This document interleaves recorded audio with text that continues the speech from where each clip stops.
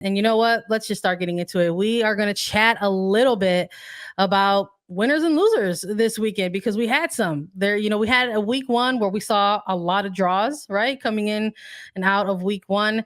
And then we saw in week two a little bit of a couple come from behind victories, right? For some clubs this weekend, walking away with some points, and some teams who maybe won in week one and now suffering their first loss. And then some other teams still racking up a couple draws. But let's hop into it. Let's start off with North Carolina Courage and Orlando Pride. North Carolina Courage picking up their second straight win, a shutout in week two. They have 6 points to lead the entire groups right now in Challenge Cup, whether it's East, West, Central Division, doesn't matter. North Carolina Courage is on top right now. 1-0 win in this one, though, against Orlando Pride.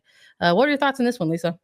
So before we get too into it, our picks for this one, I had a draw and you had North Carolina winning this one. I think this was a matchup that for North Carolina, could they do it again, right? They came off in week one. They got a win and a shutout, the only team to do that in Matchday 1. And then Orlando Pride, a team that was pretty good last week in their first week. I think surprising a lot of people. Could they do it again? Do they have the same power going into it? Could Aaron McLeod in goal be just as big of a force? Could they have Jenkins up top and LaRue and Marta being so much of a presence? And what I learned from this game is that North Carolina and Sean Nahas, they are not using this as a rebuild year. They are not using this as a reset. They are going into this season and they are looking to win, frankly. I mean, they came out guns blazing. Only one yellow card called against North Carolina in this match, which I think is an interesting stat because to kind of a blanket slate for the weekend, 19 yellow cards, 2 red cards, 3 penalty kicks. It was a little bit all over the place, but ultimately for North Carolina, their goal coming off of one of those 3 penalty kicks that we saw in the weekend, and Merritt Mathias, the outside back for North Carolina, stepping up to bury that, which is also a theme we've seen. It's not always the most assuming players that are taking these penalty kicks and stepping up, but that's what you should be doing in the preseason, in the Challenge Cup. But what I saw is that North Carolina is not messing around this year. They don't want to be seen as a rebuild team. They want to be seen as a team that is really hard to break down defensively. You cannot just go over the top. They have Urseg and Kurtz in the back line that do a really nice job holding down those offensive players. And they're going to be able to score goals, find the back of the net. For you, Sandra, anything stand out to you in this match in particular? I mean, North Carolina, 2 wins in a row. Yeah, I think for this game in particular, I'm looking at the Pickets, right? I'm going to use that as a pearl. I'm going to be looking at Carson Pickett, looking at Kiki Pickett getting a run out, in terms of a start for this North Carolina Courage side. This is a player that this franchise made a trade for, right? In terms of that previous trade window that took place in the offseason that sent Sam Mewis to Kansas City and then Kiki Pickett to North Carolina. And sort of seeing her play, right, in that high line with this team in terms of this second season for her, right? The sophomore year for her in NWSL, right after her rookie year last year, where we saw her primarily at that outside back position when she did get minutes with Kansas City Current. So watching her be very, very active in that front attack alongside players, like Taylor Smith, who, again, someone who was at the outside back position with the Courage. And we could sort of see Shauna has sort of rotating some players who are just attacking minded players, right? So whether they were players who formerly were sitting out on the flanks or lower out on the flanks, these are still players that were used to getting involved in the attack when it came to Courage type of soccer. And we're sort of seeing that continuity as 2020 kicks off with Challenge Cup, right? So watching Carson Pickett, getting involved in the attack, and then having Kiki Pickett, higher up the pitch there. I really liked what they were bringing for this Courage side during this win. You got Kiki Pickett leading the Courage with 4 shots in this match. You have Carson Pickett leading the team in this match with 4 chances created. So I really enjoyed the Pickets, right, in this game, taking a look at what they were bringing. But I think when we're looking on the other side of this, right, when we're talking about winners, when we're talking about losers, Lisa, there was a loser in this match. And we have to take a look at Orlando Pride in week 2 action. Did you see anything from this Orlando Pride team that made you say, okay, they're making adjustments, they're trying to build off of something? I'm asking you because it's hard to gauge with this type of match, because I'm not too sure if we saw something where we're looking at a transgression, right? Something where they're taking that next step to sort of work out those kinks. And I mean, a lot of it can maybe be, we can look at what happened in this match, right? They had Marta come out of this match pretty early in that first half. And when you see a player like that go down and come out, that can really kind of change some things for a team. It can change the whole dynamic of a team. And because they lost Marta so early on in this match, they lost their the 31st minute. This is when it happened, which Marta is a 90-minute player. Orlando Pride lost their possessive ability. And because of that, they also couldn't disrupt North Carolina's possessive ability. And after that move happened in the last 60 minutes of the game, North Carolina possessed the ball really, really well. And Orlando just couldn't break up that rhythm. They couldn't get a stop to it. I also think that without Marta on the field, we didn't see as much from Sydney Leroux. It's very evident that Marta and Leroux have this telepathic relationship where they can find each other. They know exactly where those runs are being made, and Leroux knows how Marta is going to play the ball in over the top, and Leroux can run onto it. And when she didn't have her partner in crime, Leroux was invisible throughout this match. And I think that hurt them a little bit. And then you also have other players that are trying to step in, with Michaela Clough stepping on for Marta. They're not the same player. So because of that, Orlando needs to shift how they're doing. You can't run the game through Clough like you do with Marta. Clough now just becomes a complementary player to the whole system that they're doing. And it was evident that Marta really runs the midfield and runs the show, and she can keep Orlando in a lot of games. But it was rough. I mean, they look good individually, right, when they have their moments, but they couldn't play together as a team. It shook up the team having Marta come out. Yeah, it really, really did. And I think that's what we're going to maybe look for this team moving forward, right? Coming out of now 2 matches in Challenge Cup, looking ahead to, week 3 for them. What's that going to look like, right? The injury didn't look like it was something easy for Marta to get over. It sort of looked like when she went down, it was evident that she was in some pain. Took a run out again, and she asked for the sub to come out. It's probably pretty serious if a player is asking to be taken out of a game. But we just saw that. I think you hit the nail right on the head there. I mean, we just didn't really see a ton on the attacking side of this Orlando Pride team and what they could look like when it comes to presenting an offense, right? No. In a match. I mean, we're talking about any chances that were creative. And yes, Clough came on as a sub, but coming in as a sub that early into the game and leading your team with chances created, but it was two chances that were created. Yeah, there's some low numbers here when it comes to an attack. So there's it's still early in the season in general. There's a lot of time here to sort of see what this team is going to put together and what they're going to look like, right, in terms of their attack moving forward. But it's got to be tough knowing that you're probably going to have to, hit the whiteboard again and the X's and O's, knowing that you're probably going to be without somebody like a Marta. It's almost like you didn't even really get a chance to really get going in this year, and now you're maybe going to have to try to make some adjustments this early on.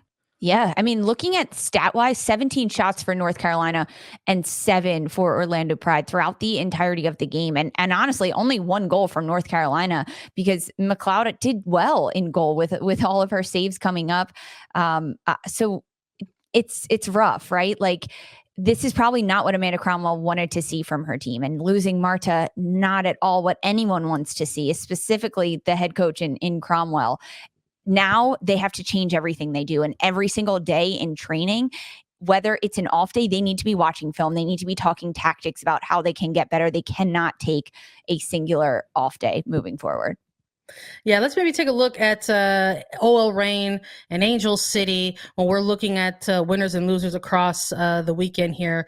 OL Reign taking this one 3-1 against Angel City. This was a match that we had on our radar during the preview when we were looking at matches this weekend to sort of keep an eye on. This was one of the ones that we really wanted to sort of like key in, center in on. And I got to say, I think in terms of the picks, Lisa, did we both go to the Reign with this one? We did both go Reign on this one. Okay, so right on. Love that, right? So let's we got the pick out the way. So let's maybe get into how the Rain went ahead and walked away with this victory. This was the second consecutive match that Angel City got to host, Mhm. to start off their Challenge Cup. And listen, credit to them. They absolutely brought it. There's a 10-minute window in this game where it just looks like Angel City is trying rapidly to get one on the board very, very early. I mean, if there was perhaps, a couple games this weekend that maybe had momentum shift types of games, maybe this is one of those ones amongst the six that we saw. But after that 10 minutes of frantic, attacking pace from Angel City, Rain quickly put that to sleep because they ended up getting on the board about 12 minutes in. Just to talk about a huge momentum swing in this one. This was a huge momentum swing. And if we say that and you just happen to look at the stats, yeah, there was a red card in the 31st minute against Savannah McCaskill, which had Angel City playing down a player the rest of the match. However, I don't think that was the momentum shift. It No. really wasn't, Came because later.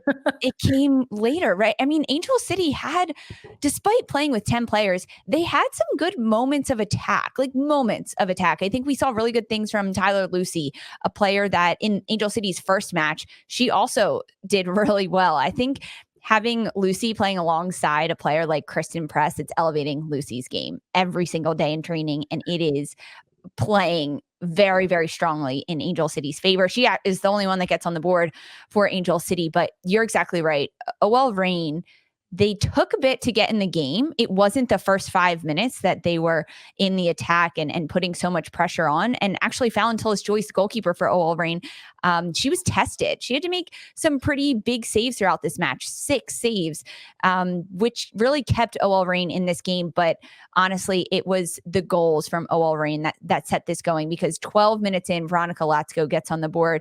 And then a center back goal in Alana Cook at the 17th minute. So before 20 minutes into this match, Reign are up 2-0 over Angel City. And then they get the red card against Savannah McCaskill.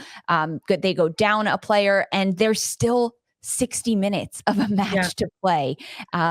Already losing 2-0, but OL Reign is so good. And we've talked about this. It's their passing pattern.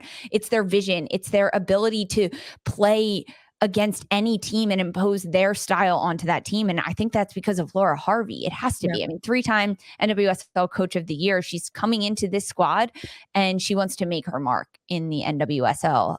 But we have to talk about this red card, Sandra.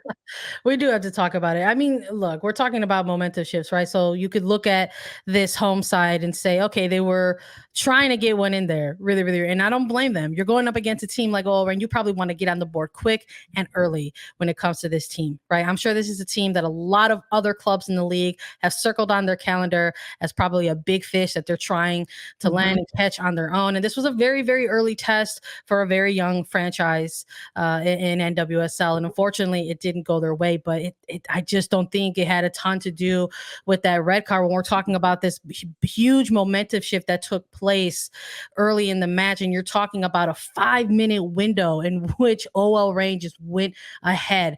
That goal from Lasco in the 12th minute, a goal off a set piece by Alana Cook in the 17th minute, right? And you have this red card that comes later on after the fact in the 31st minute that was issued to Savannah McCaskill. And watching it in real time, it made you take a second guess, right? It was one of those red cards where you absolutely knew, you're like, I want to see a replay on this. And when you see the replay and it based on the rules of the game, you go studs make contact with the shin or the shin guard of another player. That's an automatic red.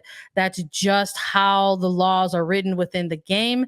And unfortunately, I really did feel for Angel City. I felt for Savannah McCaskill, especially because this was a player that we're talking about in that really early 10-minute window of the game to kick off, was a player who was immediately trying to connect in the attack, especially alongside Kristen Press, right? They were trying to build that chemistry that they were that we saw glimpses of kind of in that first game against San Diego. So to lose that type of player who was this sort of attacking, connecting player for another player like Press, that's huge for Angel City. It makes you wonder like what that's going to look like.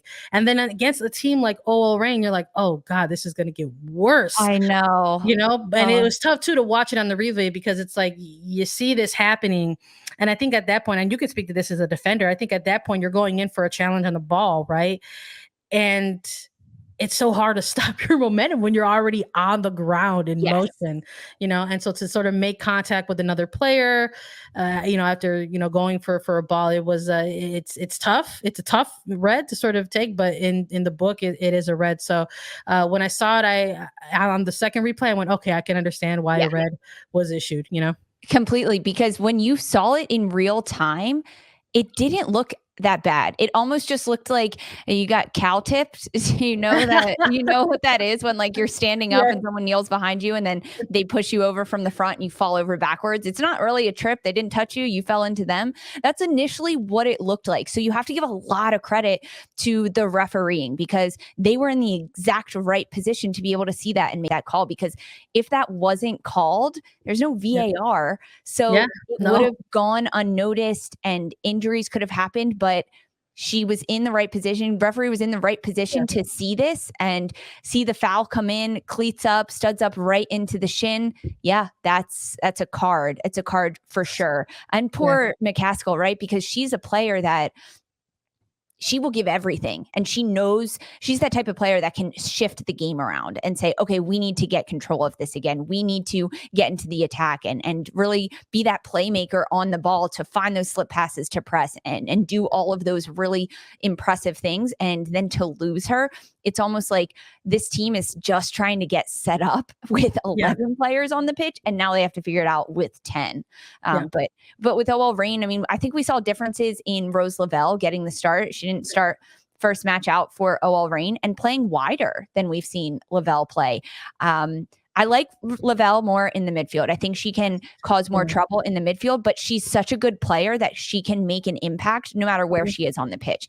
But having her out wider, I think you lose a little bit of the umph that Lavelle can have in the midfield when she's dribbling and breaking lines and her vision to be able to keep her head on a swivel and switch the ball from left to right.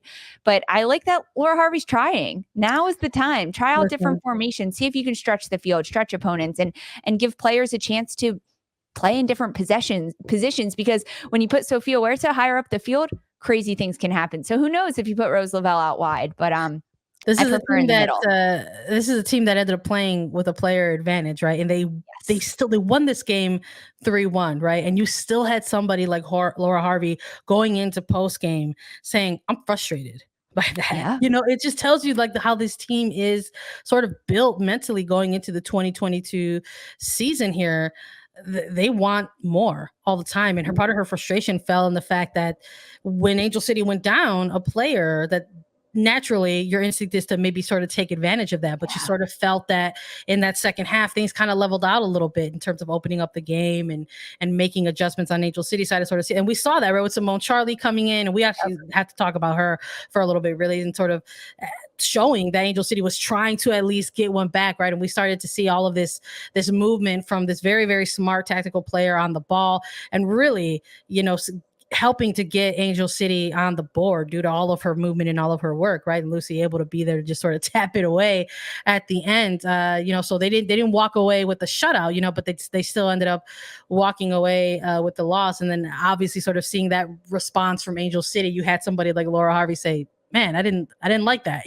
Maybe we sort of took the foot off the gas a little bit, maybe, and maybe we didn't take advantage enough of the fact that they were down a player. So there was interesting for me to sort of see that or hear that from this head coach out of this game. Even though they did pick up the win, it's completely because if you're playing up a player and you still give up a goal and you're not.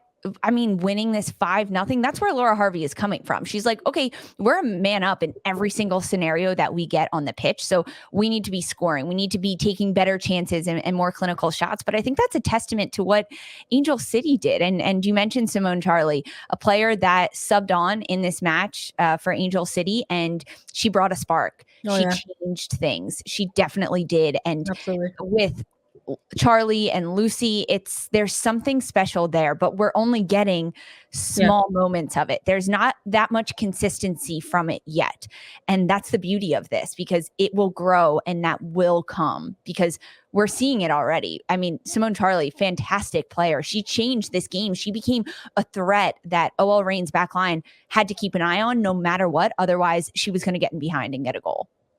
Yeah, I think the last thing we'll say maybe on this game, I know there's been a lot of discourse, right? It's red card discourse. I think once that first red one kind of came out, I think that would have invited a lot of, the commentary and the discourse and all of the debate and back and forth of it, But I think once you sort of look at the rules of the game, people are sort of conceding like, okay, it's a rule in the game, studs on the shin, you're going to get a red, right? And then there's all those arguments of momentum and stuff like that. But I think in the moment, this is the final, and I'll share this here as a final thought as we go into sort of the next game here. There's been a ton of discussion already, and it's only been 2 weeks of Challenge Cup, right? In terms of the fouls that are being called, yellows that are being issued, and now a red card, right? And something else that I appreciated that the official on the pitch was like, listen, studs, shin, red, you're out. I appreciated it in that moment. And I appreciate, some of these penalties that are actually being issued in Challenge Cup too. And that's something that we kind of didn't touch on in that North Carolina Courage game, but that's how they took the win,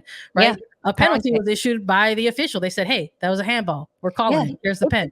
So I'm appreciating the players. Yeah, I'm appreciating these early stages of the officiating. I think my initial reaction to it was it's still very early days for everybody. So it's the players on the pitch, but that also includes these officials, right? So I'm sure as more matches sort of kind of go underway, some things will kind of get ironed out and games will sort of maybe have a little bit more ebb and flow. But I'm here for these calls being issued, these cards being issued. I'd rather have it happen and get control in the game than what we saw in 2021, because in 2021 we saw a lot of post-match discipline consequences that were issued to players after games have already been decided. So there was, the NWSL disciplinary committee was very, very active last year due to the fact that a lot of fouls, a lot of cards were not issued in game, and you had players getting penalized for that after games were already done and dusted, and then being penalized for future games, right? So I'd rather have it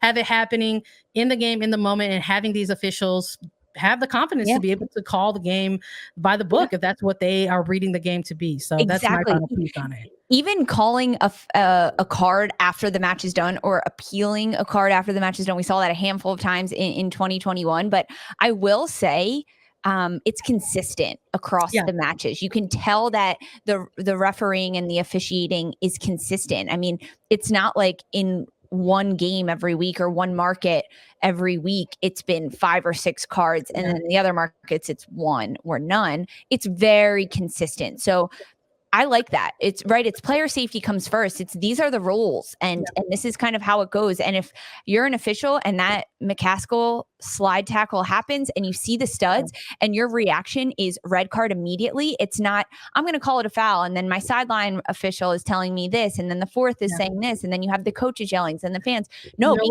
confident in your ability as an official. Like, you're the professional on the pitch, and call it out how it is. So I agree. I like what we're seeing. And you know what? If an officiating group wants to huddle up together to try to make sure that they're getting it right, I'm fine with that too. Me too. God bless. That's why you have a crew. That's why you have a crew. But you know what? I'm appreciating what we're seeing very early in these early couple weeks from the officiating side of things. I'm here for for games and to be decided in the game, right? Not post game or days after by committee within the league. We got one more match to talk to in terms of this segment of winners and losers before we start breaking out into the remainder of the games. But we had to absolutely try to highlight this game before we kind of went into all the other games. Houston Dash versus Racing Louisville. Talk about a comeback. Oh my goodness. Houston end up taking this victory. They literally snatched it away from Racing Louisville. 3-2. They end up picking up their first win of the Challenge Cup, kind of tipping the Central Region group a little bit. We'll sort of let everybody know how things are kind of shaking out. But in this match, you had Racing Louisville up 2 goals heading into halftime on this one. The goals for Chrissy Davis, and then Jessica McDonald with a very crafty volley. great goals from Racing Louisville. Sort of felt like the type of game in hand that you could sort of go into that second half and maybe try to dictate tempo a little bit, try to come out with a result at the very least. But Maria Sanchez and the Houston Dash had different ideas in this one, Lisa.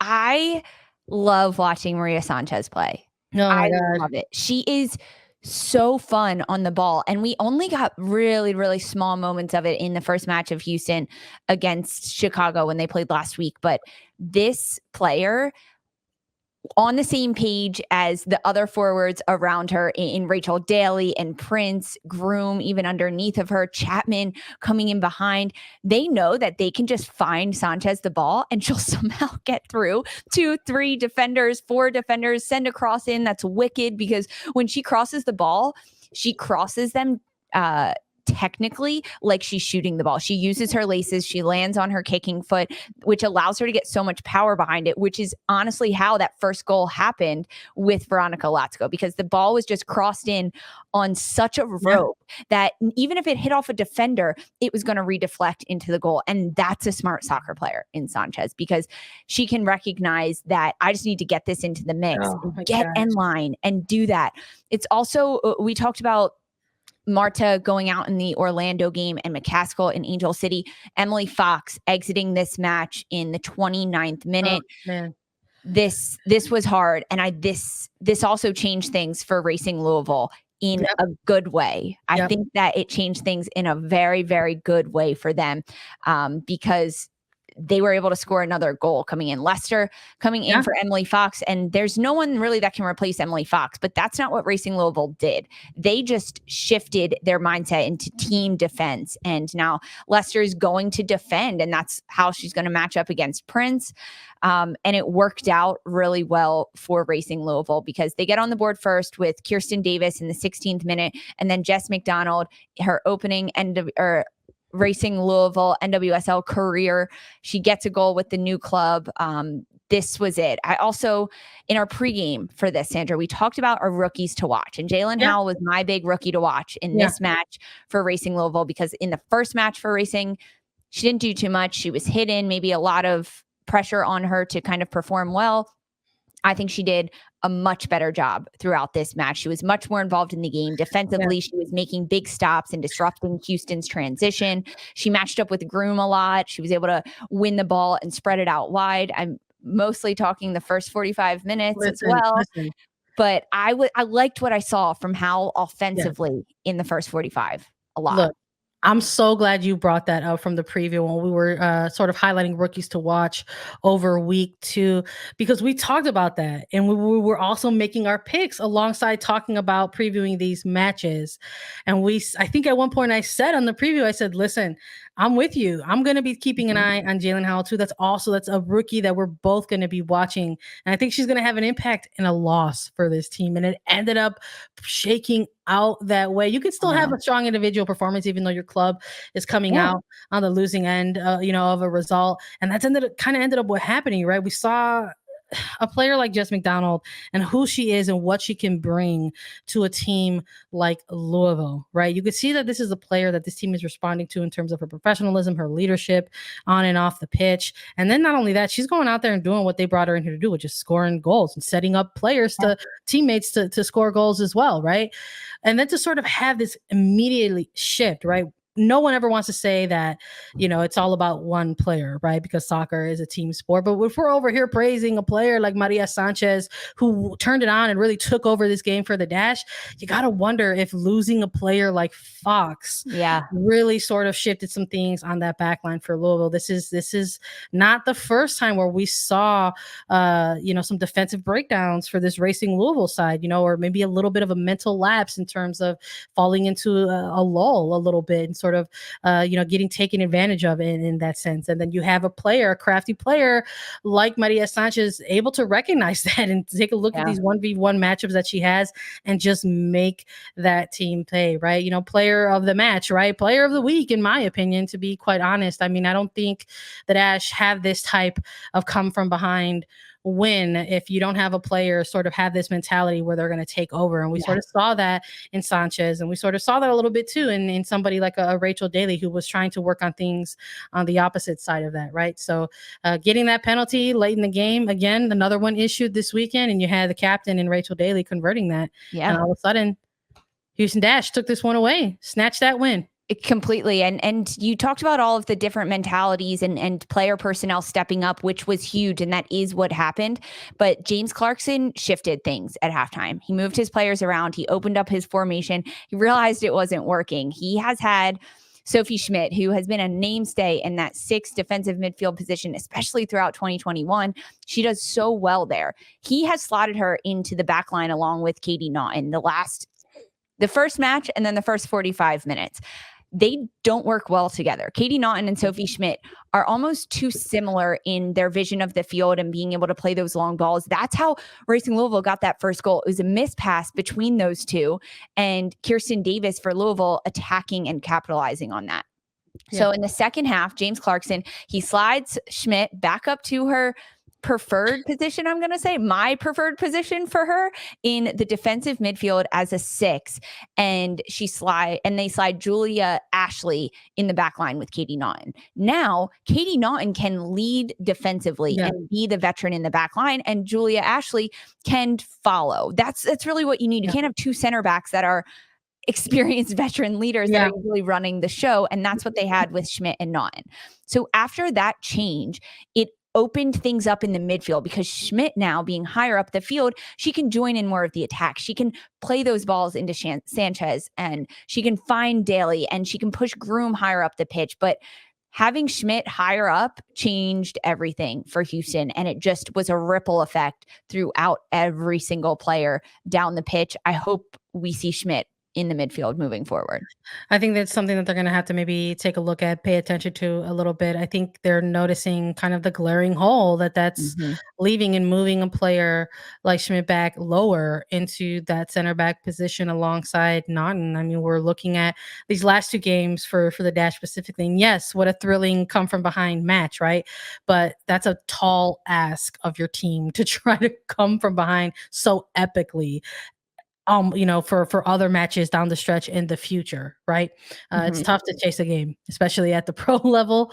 And I'm curious to see if any adjustments are going to be made for this team moving forward. I'm already even looking further ahead into the year, and curious to see if this is a team that's going to take advantage of a trade window down the stretch to try to maybe boost up their midfield a little bit, right? I think a lot of questions were, around this Houston Dash midfield when they ended up losing a player like Christy Muse, right? Losing, using a player like to retirement, right? In somebody like Abby Seiler, it's sort of having these big pieces, connecting pieces of in that middle third, no longer part of the mix. Right. So we'll see what happens with Houston Dash. It was a thrilling win for them, though. I'm sure they're going to take it no matter how they get it. Oh, yeah. So congrats to them. Congrats to Maria Sanchez. La Bombi has arrived to NWSL. So congrats